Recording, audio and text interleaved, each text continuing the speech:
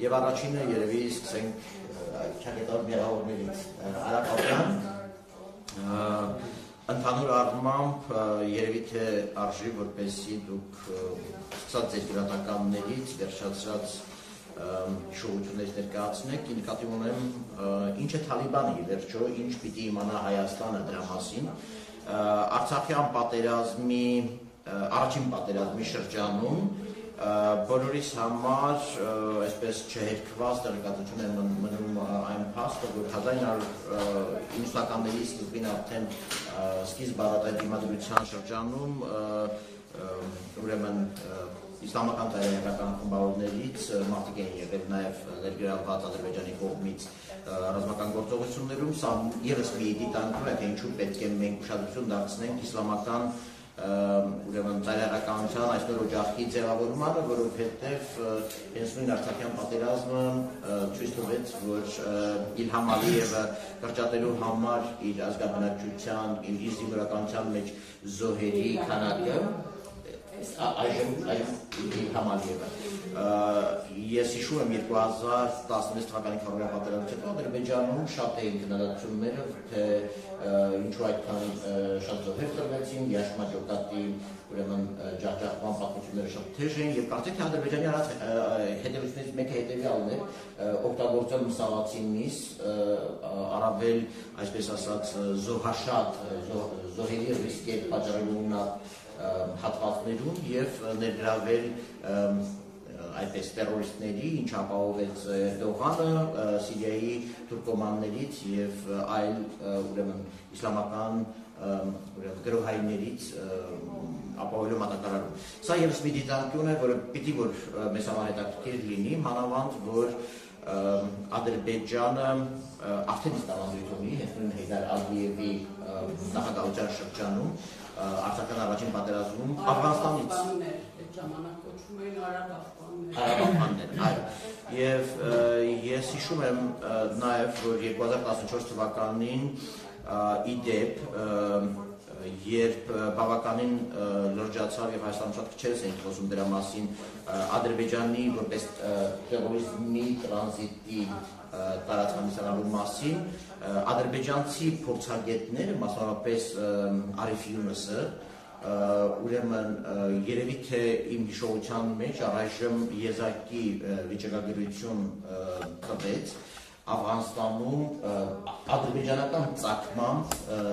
ուրեմն հավաքագրվածների վերաբերյալ խոսքը վերաբերում էր իր տվյալներով այդ թվականին առնվազն արդեն 30-ից 40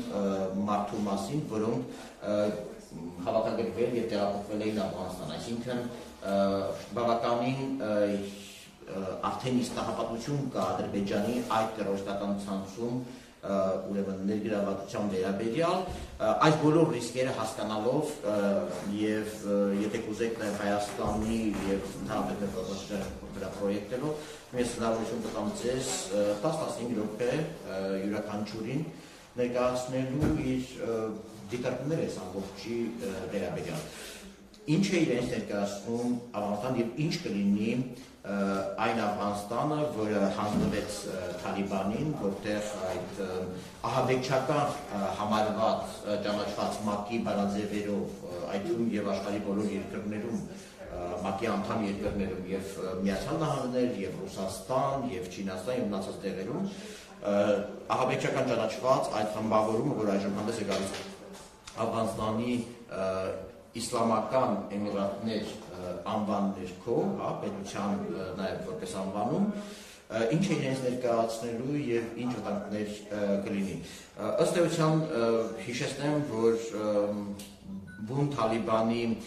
ղեկավարները արդեն հայտարարել են, որ իրենք, այսպես ասած, իրենց սահմաններից դուրս հայացք չեն նետի, արդյոք դա կտեղի կունենա, որովհետև այն ինչ արեցին 2000-ականներին համենայն դեպս դրա մասին չէ, հիմք չեն դառնա, ուրեմն Աֆղանստանը ողջ չի դառնա այլ ուրեմն տերորիստական խմբավորների համար, սա Դոհայի ուրեմն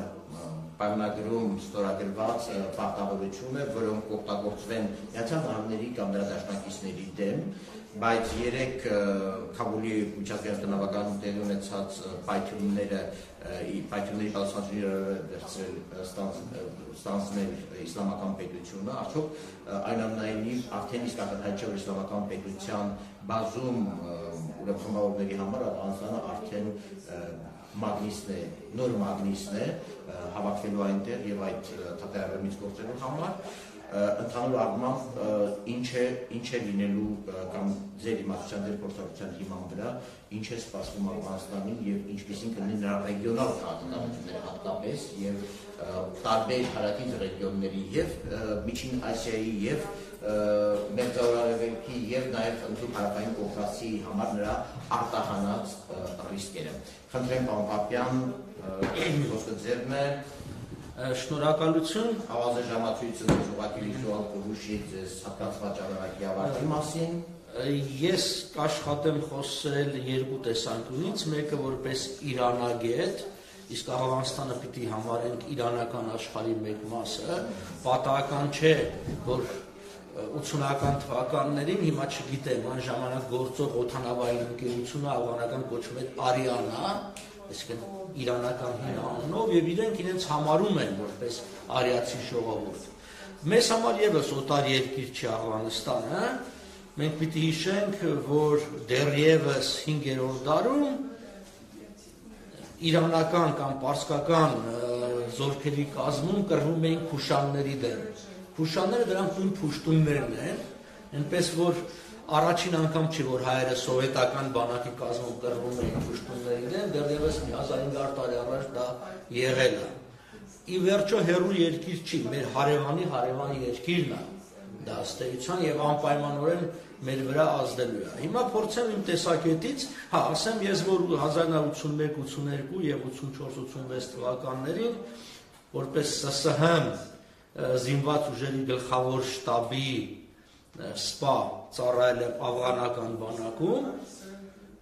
այդ երկիրը ծայրից ծայր մի քանի անգամ գնաց եկել եմ, բավականին լավ ճանաչում եմ այդ երկիրը,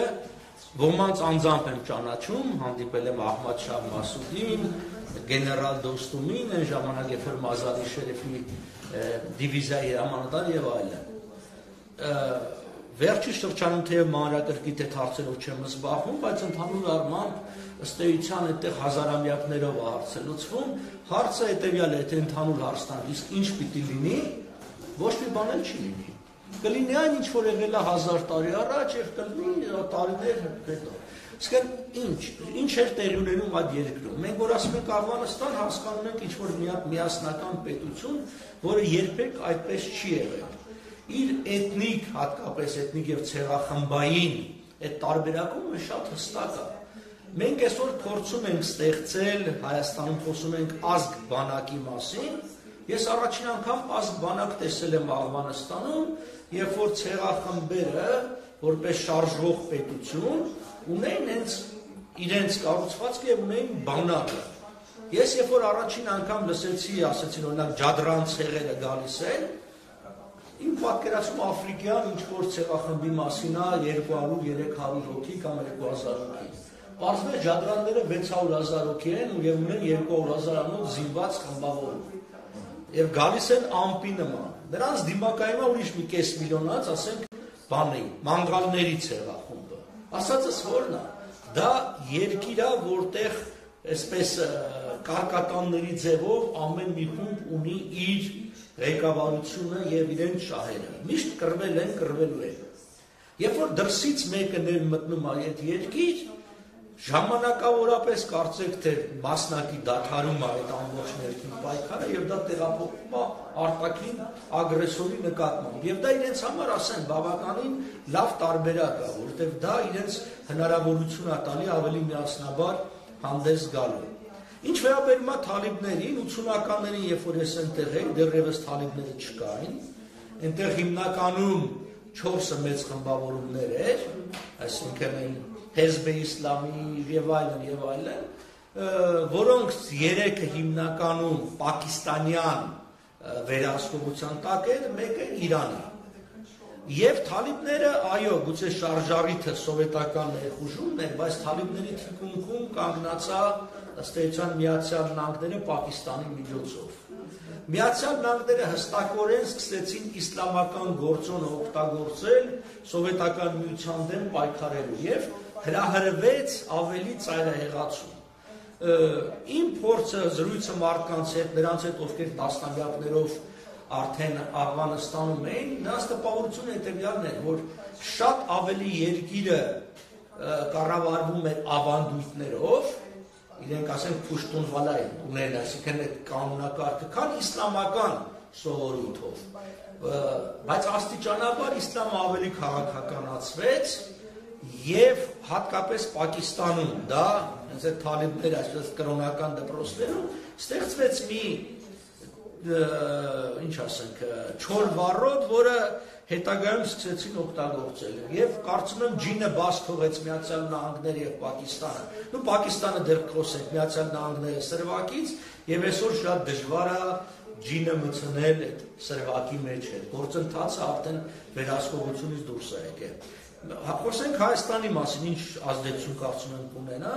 Լավ չի, բավականին բացասական հետևանքներ կունենա իմ կարծիքով սա։ Առաջինը դա այն է, որ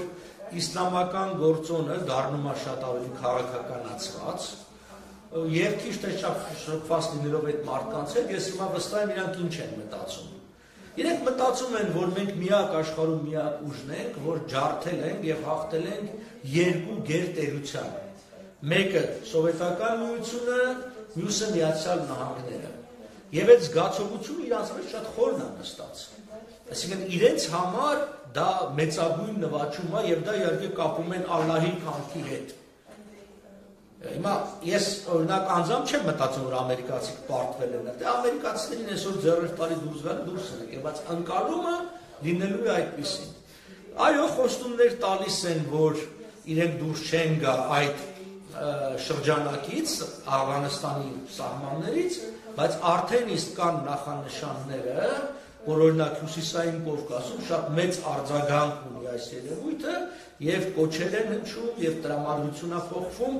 որ անհրաժեշտ է վարվել, ինչպես օրինակ Աֆղանստանում են, այսինքն զինյալ հետեւողական պայքար։ Այսինքն ինքնին այդ փաստը անկախ ամեն ինչից ազդելու է համաիսլամական տարբեր շարժումների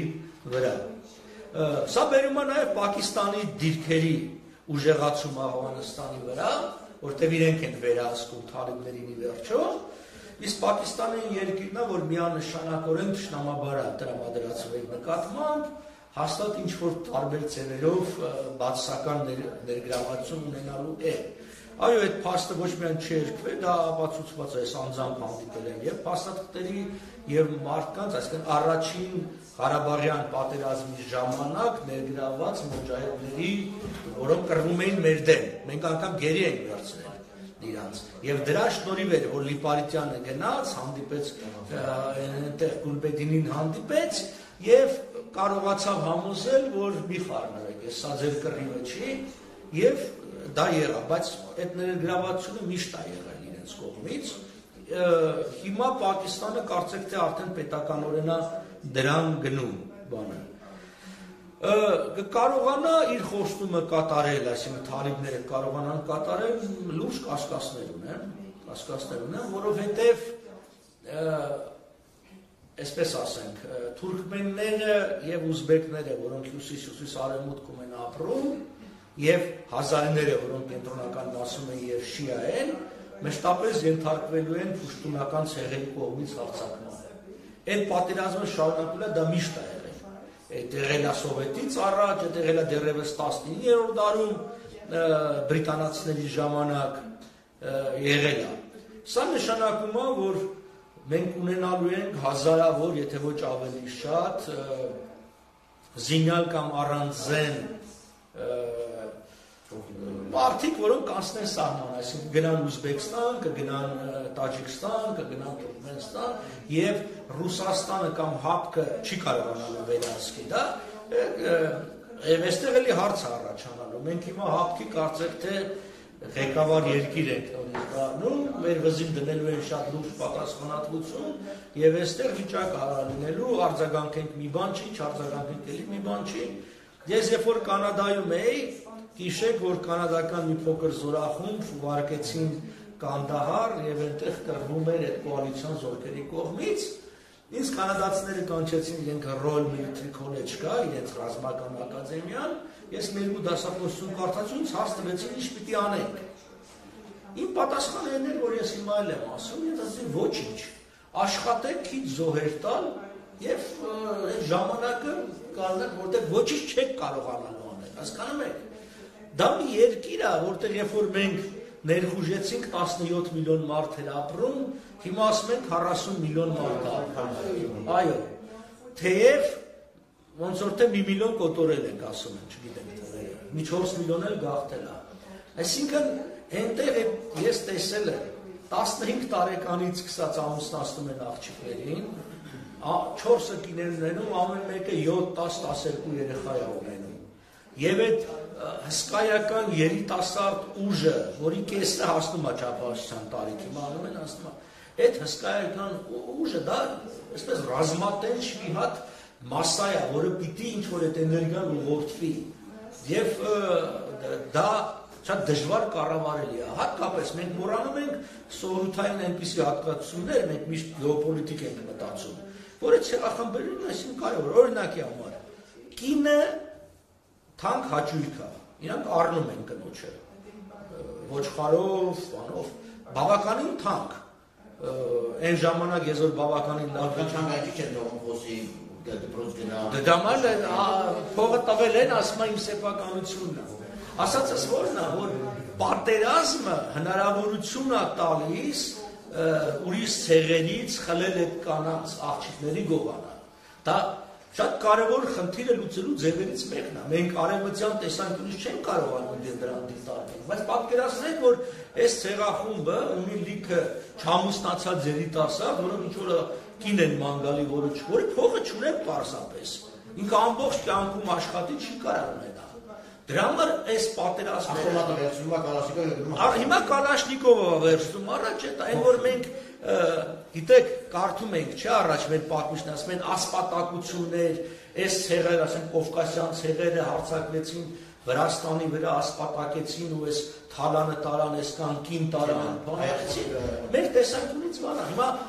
հարց էին տալիս շատեր, ես կարդացի, ասում են տղամարդիկ են փախչում, օդանավի մեջ հիմնականում տղամարդիկ են, բայց կին եւ երեխա չենք տեսնում, որը իսկապես է։ Ինչու շատ բարձ պատճառով։ Կինը սեփականություն է, նա կարող է փոխանցվի մեկ այլ հարեմ, հարեմից հարեմ է գնում, նա փախչում է ինչ անի։ Իր խնդիրը ուրիշ է, իր խնդիրը երեխա ծնելն է։ Եվ իր այդ բանը կա, ասածս հետեւյալն է, որ ավանդույթները այդ երկրում այնքան խորն են, եւ դրանք հրահրում են անկայունություն, որ որևէ եվրոպական միջամտություն արժեք չի կարող վրանել ասել։ Այսինքն մենք փորձում ենք արևմտյան ընկալմամբ ասել ժողովրդավարություն, որը նաեւ սեռերի հավասարությունը չէ բերում։ Հիմա ո՞նց կարա սեռերի հավասարությունը լինի մի աշխարհում, որտեղ ասենք ըստ իսլամական ավանդույթի 4 կինը նորմալ է։ Ավելին ասեմ ձեզ, ես չգիտեմ արաբական աշխարհում ոնց է, բայց Աղվաստանում եթե եղբայրներից մեկը մահանում է, կինը ժառանգություն է մնում այն մյուս եղբորը, որպես ապրանք, որպես քշած ավտո, որովհետև փողը տվել են, այդ սևա, ու ես երրորդ բանակային ավանական կորպուսի հետախուզության ղեկավարը 67 տարեկան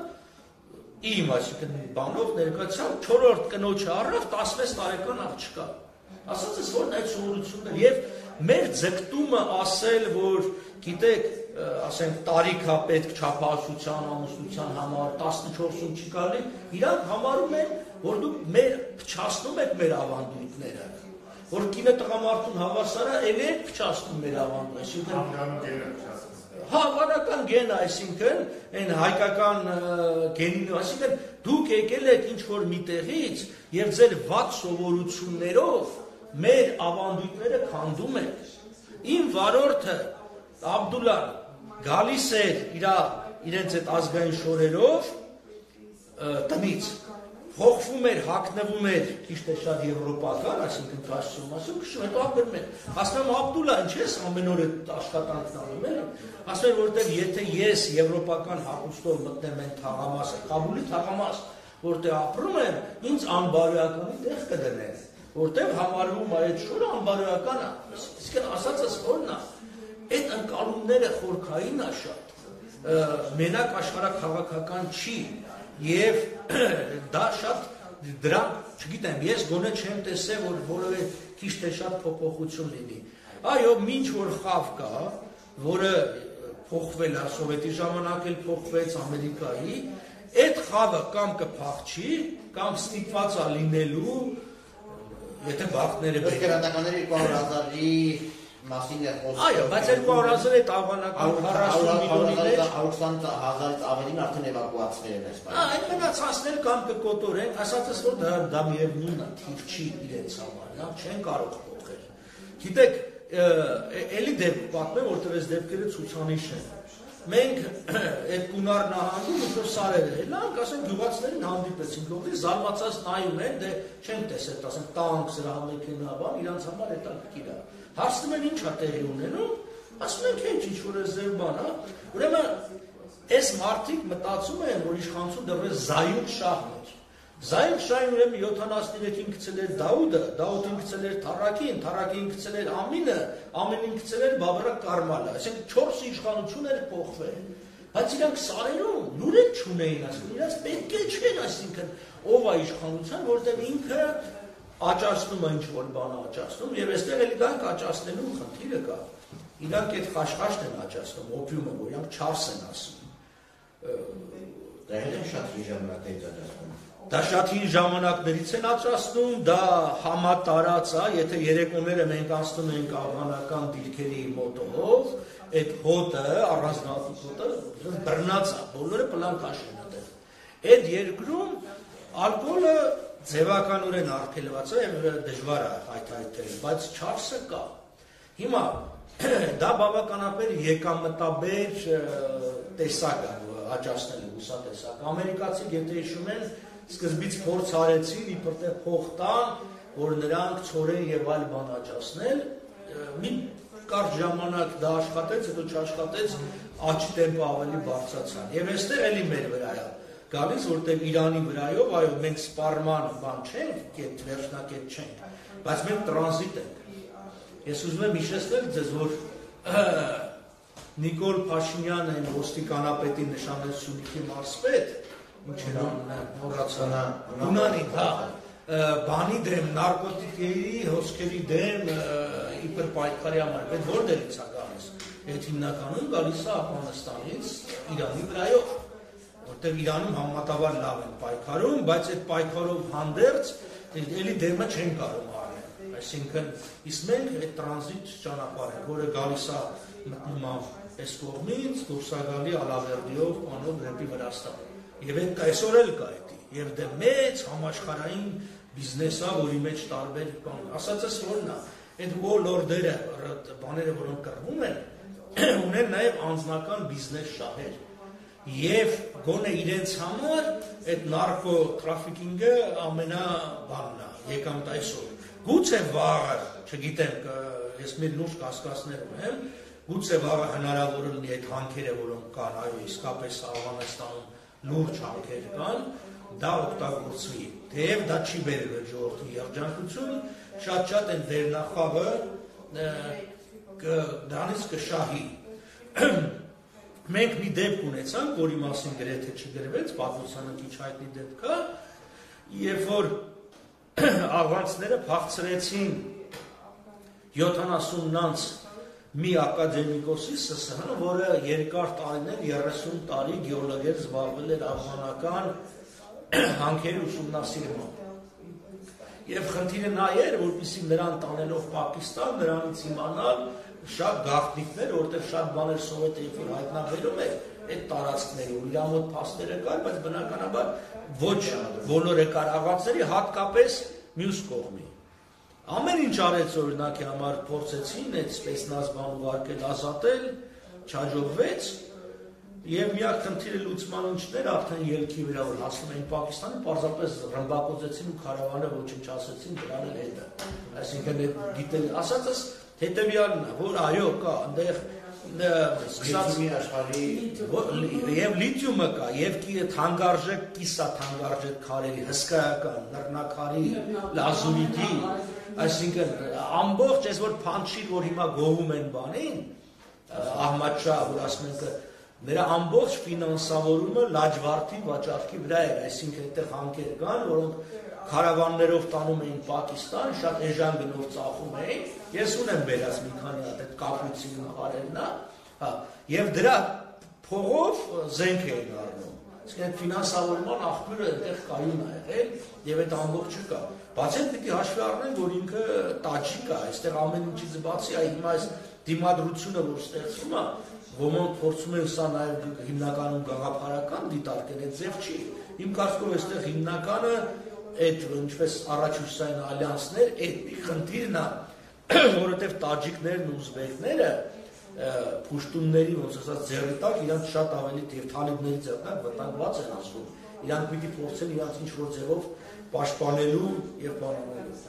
Այս ընդհանուր մի երկու տեղ բաներ, այսինքն տեսանկյուններ, հետո էլ ինչ որ բաներ կասեմ, ես ավելի փորձեցի մի քիչ անձնական փորձի Շնորհակալություն, շատ հետաքրքիր էր, կարծում եմ լավ մեկնարկեր։